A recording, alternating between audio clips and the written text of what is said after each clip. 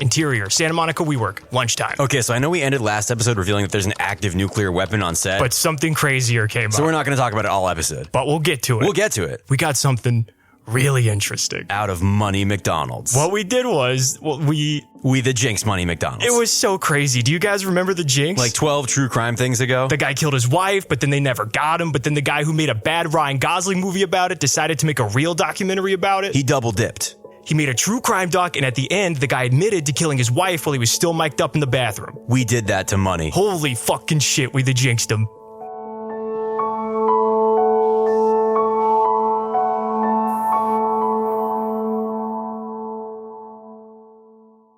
So yeah, I heard the Geiger counter going tick, tick, tick, and I said, I must bid y'all adieu. And then I left and never came back, and that, as they say, is that. Okay, so that was it? Yes, sir. Good night, Vanna White. That's a wrap on Money. So there's a lot of footage that we're trying to track down about how the whole saga ended. Footage?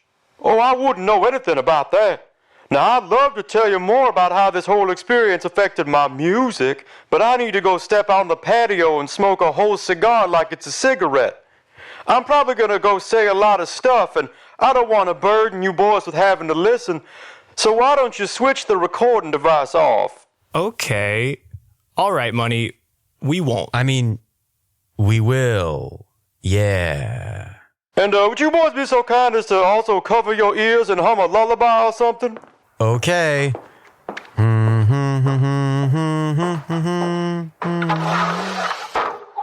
Oh, God.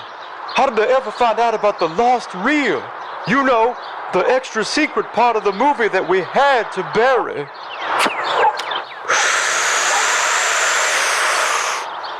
Gracias, Fidel. Okay, y'all can put your hands down. Hey, what lost reel? Did you the jinx me? So at this point, Money had to fess up. We were just looking for any video or pictures from the last day of production on Cyber Cowboys, but Money McDonald's, as he would put it, licked straight to the center of the Tootsie Pop. Boys, now listen, I'm willing to cut a rug, but y'all gotta give me the fabric. What? What do you want? I want immunity, and I want a new life in Connecticut under a new name. A normal name like Smith. Yeah, Ebenezer Smith. Okay. But I also want to be a weatherman on the local news. We can do that. And I want it in writing. You got it. Hold that up to the camera. I want my attorney to look at it. Alistair! Counsel finds plaintiff's affidavit to be evidentiary. That a yes? Proceed. Money McDonald's told us that, in the course of filming, Deni and the cast shot an extended sequence of Cyber Cowboys that deviated greatly from the rest of the plot as we knew it. Money wouldn't describe to us what it actually was, but we thought we knew about all of the filming that had taken place. We had a shooting script and a precise timeline for Cyber Cowboys from our months of research, so the idea that more of the movie existed was our biggest revelation yet. But it became clear immediately that finding this lost reel would not be easy.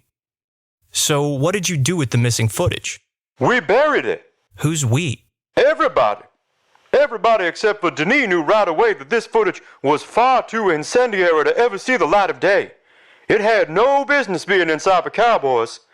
We knew if this footage made the final cut, Cyber Cowboys would never be released. So who knows where it is? Nobody does. We passed it from hand to hand. Everybody had it at one point.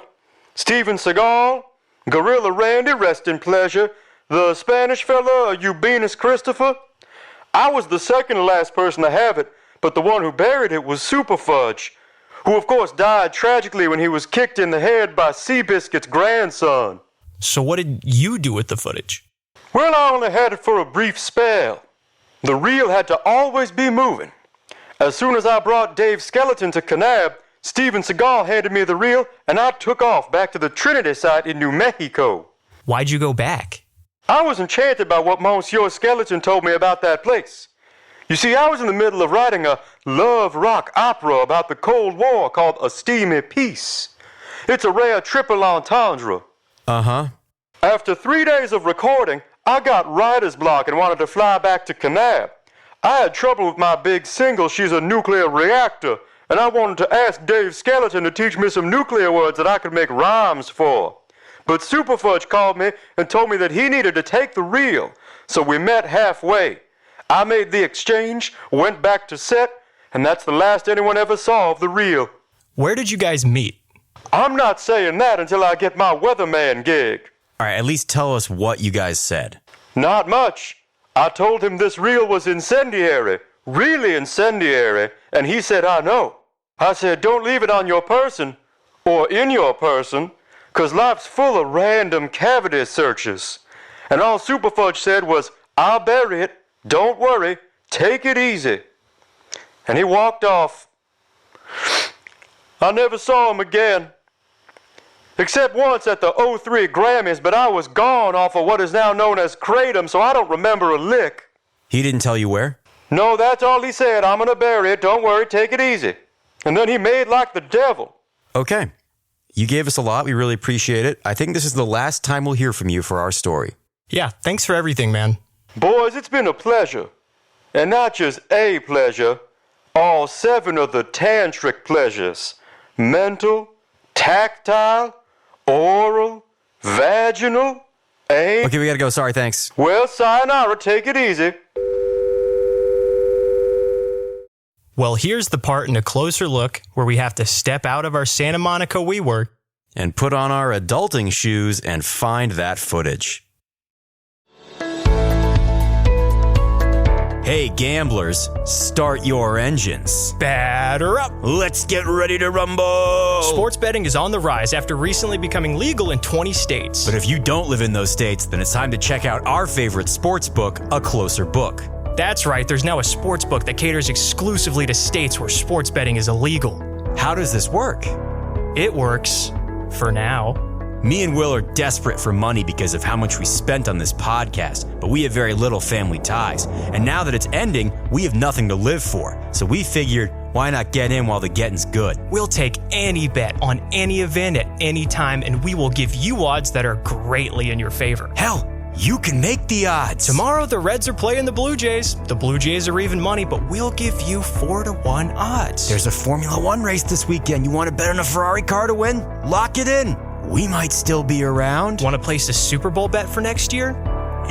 You might want to hold on to that one. Because we might be gone. That's right. The second that me and Nate feel like the feds are on to us, we will disappear. I'm talking no phones, bleach our hair in a gas station bathroom, Mexican village, live like kings, eat the worm every day. So the real gamble here is getting your bets in and paid out before we run. Because believe you me, one day you will log into our website and all you'll see is $0 in your account and an animated M&M in sunglasses waving at you. Sign up today with the promo code SCAM and receive 5,000 baht, the currency of Thailand, to be used towards any bet you want, risk-free, as long as the bet is in 2024. And don't even try to fucking use Venmo. No, Venmo, no. Cash App, BAHT, B-A-H-T. A Closer Book. The only time to play is now, right now. Gambling problem, call Nate.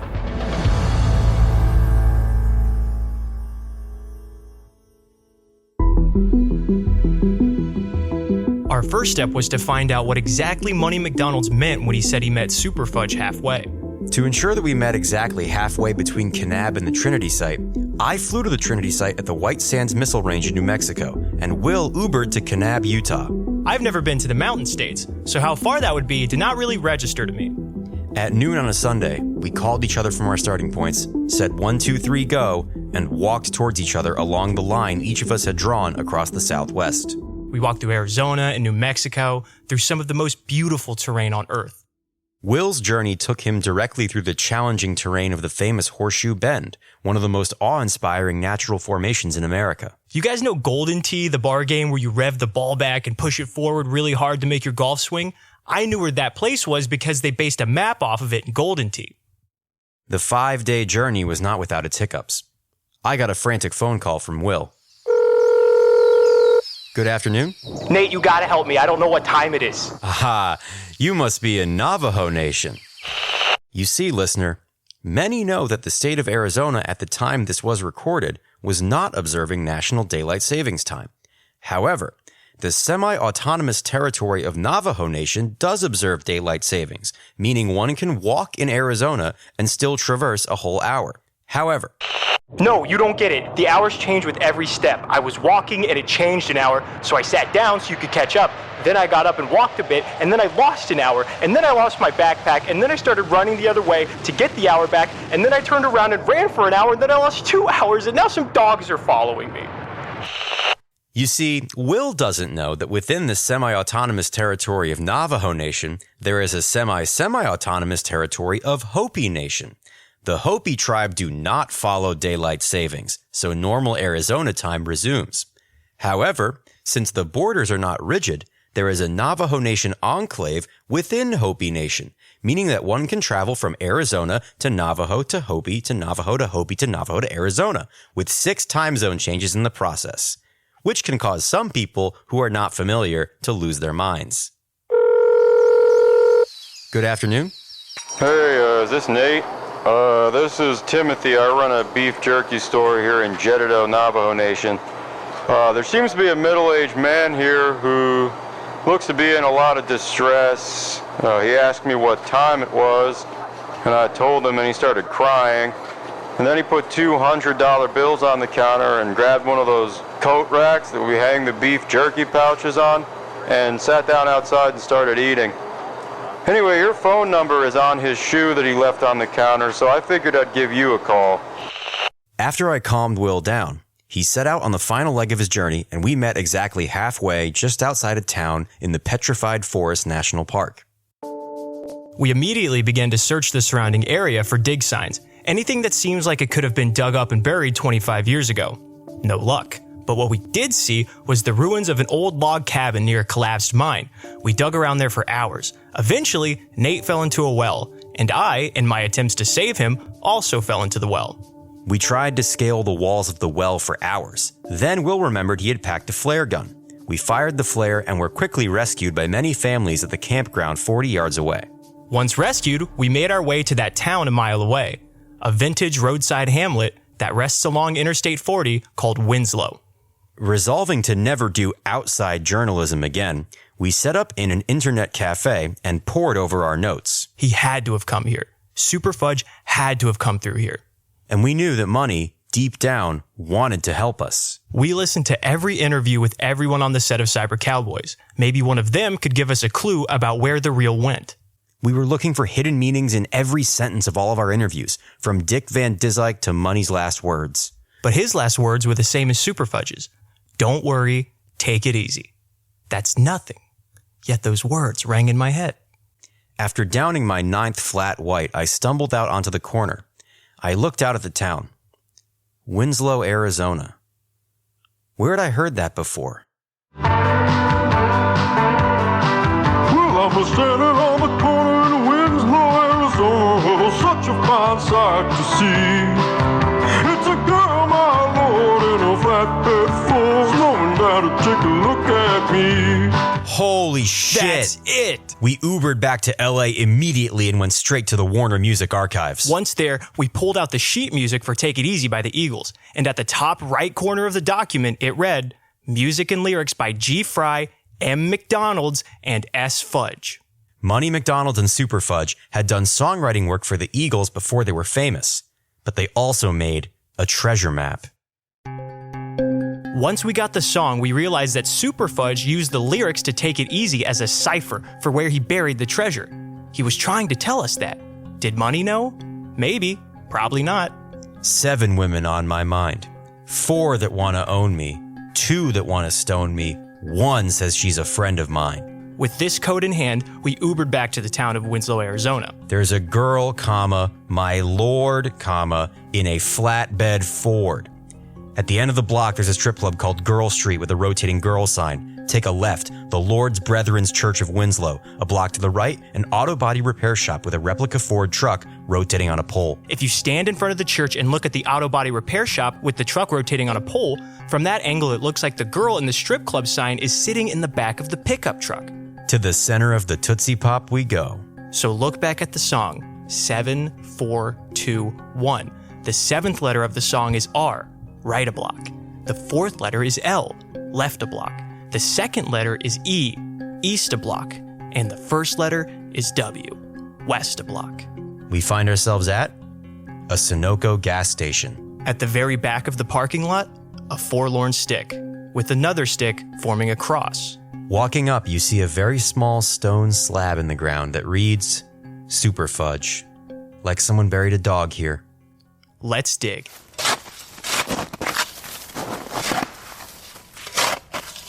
Super Fudge is not buried here. What is buried is one reel of completed 35mm film. That Money McDonald said was too incendiary to be seen by the world. And you, the listener, are about to hear it for the first time. As are we. We wanted to share this experience with you. I called an old family friend, an actor, to do voiceover to explain parts of it, but we still haven't seen it.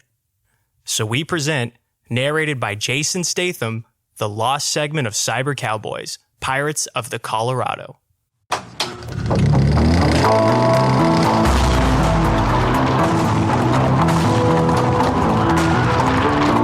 We have to hurry. They're burning Neo Phoenix to the ground. Damn that Jay Toronto for betraying us. Well, you can damn him to his face if you want, because he's right behind us. Close up on Jay Toronto as his golf cart crests the hill. Well, Buckerman, looks like we're on the last page of your story. And there's no index either. Don't look now, but I think their golf carts are faster than our horses. Look, a river. The golf carts won't be able to follow us across that. It's pretty deep, though. Why are we stopping, henchman? Our carts are electric, Mr. Toronto. They can't go in the water. Don't tell me what I can't do. Damn you, Bookman. I'll get you. Night falls. Bookman and his crew ride their horses along the riverbank. They are drenched. They are sopping wet. We gotta get out of these wet clothes and find shelter. Oh no, my clothes got so wet that they shrunk around my chest. You'll have to help me take them off, Bookman. I just may. Oh, look, let's take shelter in this cave right here. Later, the shivering crew huddles around the fire. This fire needs to be bigger. It looks like I need to burn this ancient copy of Saltwater Sportsman magazine. It's so cold. As a Cortana, I do not feel cold, but I do require nutrients in the form of food. Ah, crap. Looks like all the food got washed out in the Colorado River. Except for this ayahuasca. I've never done ayahuasca.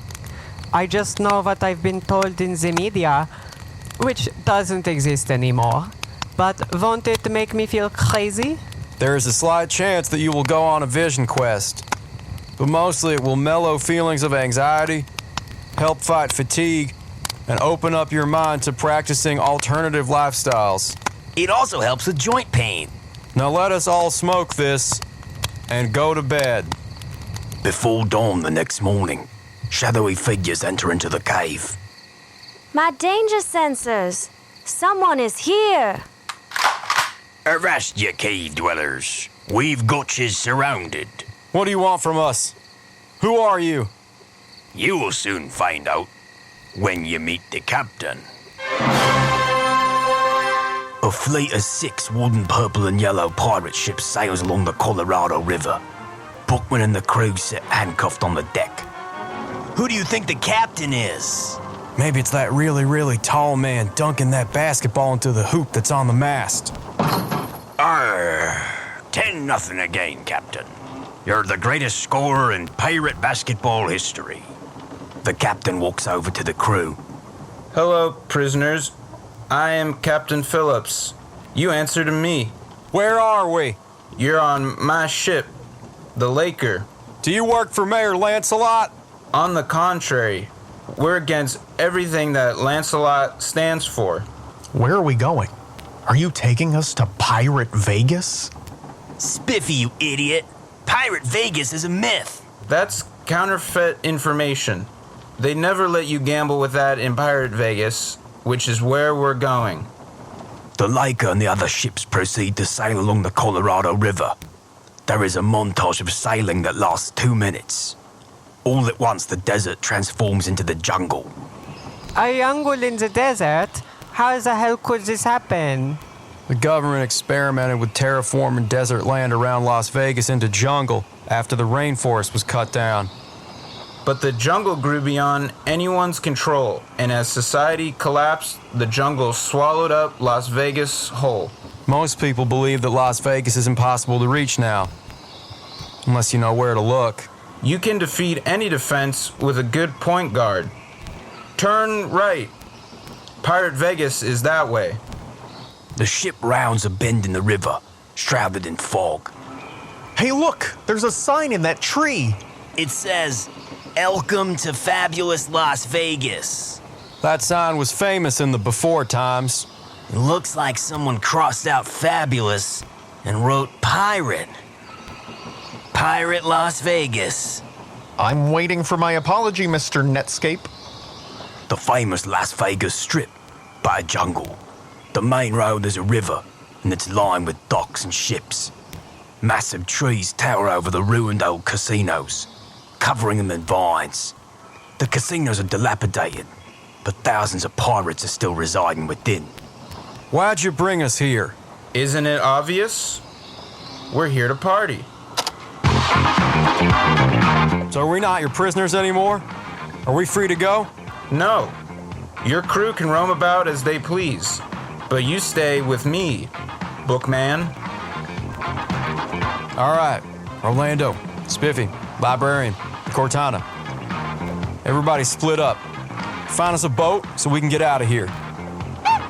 Hey, that monkey with an eye patch just stole my hat. I'll go help Spiffy wrangle that monkey. You two go to Caesar's Palace and see if you can find some supplies and a new boat. I'll stay with Captain Phillips and try to curry some favor. The crew scatters into the recesses of Pirate Vegas. I've never been to a luck pit. In the before times, places like this were called casinos. It's where great men would convene and converse. Games of chance and skill are a great way to learn about other leaders. You do not gamble? Information is too precious for me to risk it on gambling. Gambling is all about percentages, like going 90% from the free throw line for your career.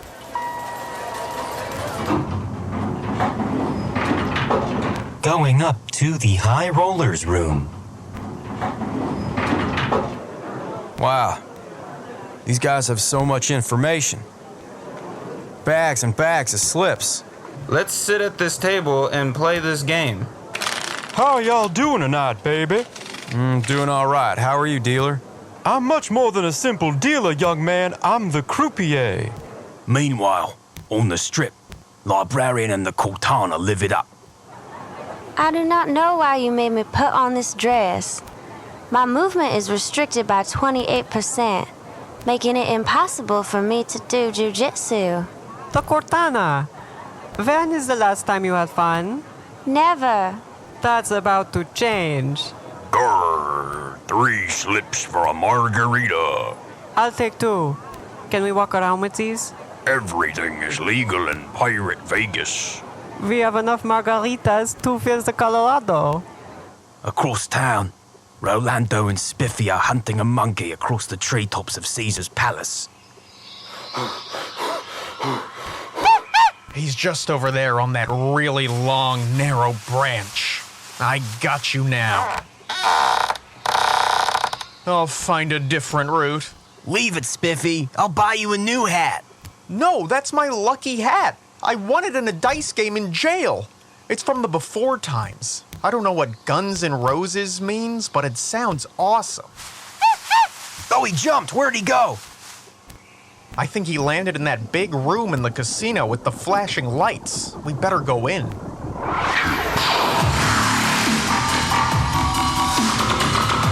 Oh man, we'll never find the monkey in this crazy light show pirate party. Hello, sailors. Do you boys like doing pills? Totally. Try this pill shaped like a skull and crossbones. What is this? It's called Molly Roger, and you'll see.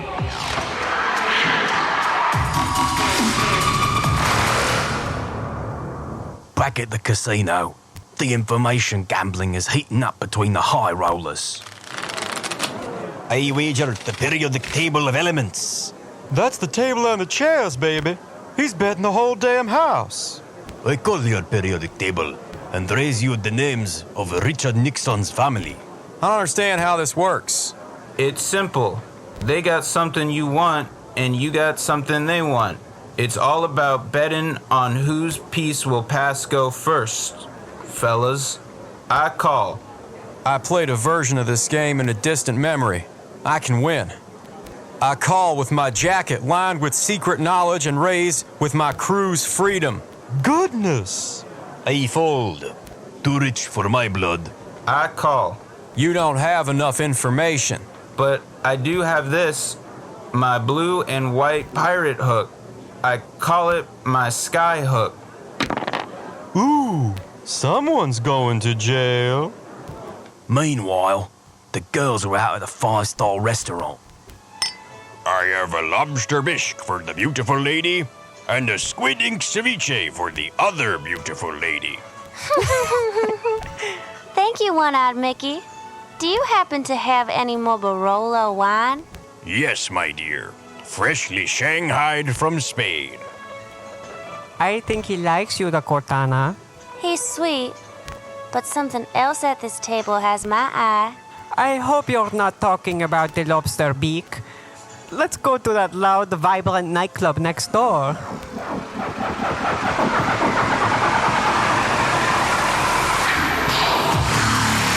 Hi, Cortana and Librarian. Wow, Spiffy, you're here. You got your hat back. And the monkey just stood up from under the hat on your head. That's so funny. You guys have to try this. It's called Molly Roger. Whoa! Hey guys, guess who just won your freedom in a game of Monopoly? Looks like this is the one time my skyhook missed.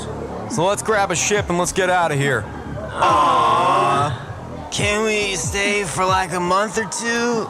Well, whatever happens in Pirate Vegas. Title card reads, 2 months later, the crew dines on Eggs Benedict in a retro 1950s diner atop the New York casino.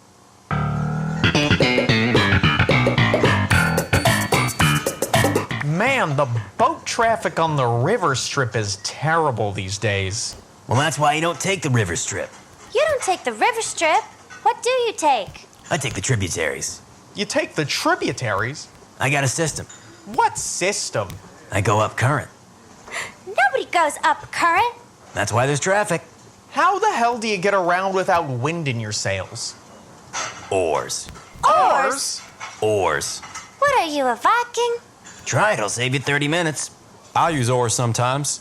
Bookman. Yep. Take the sail down and hang my wet clothes up there. That's how I dry my shirts. You know who's not using oars? That big fleet on the horizon over there. Wait a second, give me my spyglass. Is that Master Chief and Toronto? Oh no! What's all the commotion? Master Chief found us. He's brought his armies to kill and destroy Pirate Vegas. Looks like it's time for the full court press. We'll fight him off. You guys hurry and escape. We'll take my boat. No. I want to stay and fight with you. No. What you have is too valuable. You must live to fight another day and destroy Infotrain.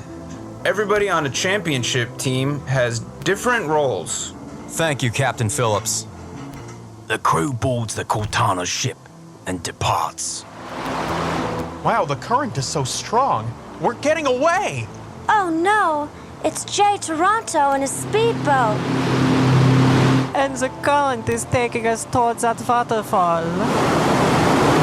I'd say we're just about stuck. No, quickly! We can row to shore! We don't have any oars! This is why you gotta have oars. Looks like we're going over. All right, everybody, hang on.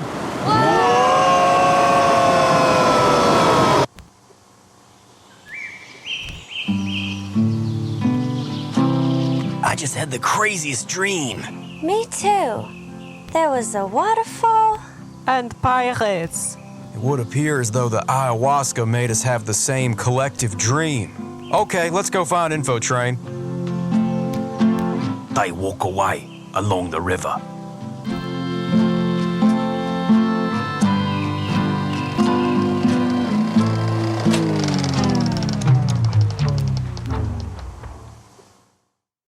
Are you fucking kidding me? That was so fucking stupid. It didn't make any sense. It had nothing to do with the plot. It didn't match the tone of the rest of the movie. It was like wacky. Oh my God, they did Seinfeld. And in case you couldn't tell, Captain Phillips was Kareem Abdul-Jabbar. I know we said we were done with Money McDonald's, but... Well, enchanté. Hey, asshole, what the fuck was that? Well, I never. We just watched The Lost Reel and it made no fucking sense. Why did you make us go on an odyssey for that shit? Jesus fucking Christ, dude. I said it was incendiary. Yeah. That means bad, right? No, it fucking doesn't, Money. We got Jason Statham to do us a favor.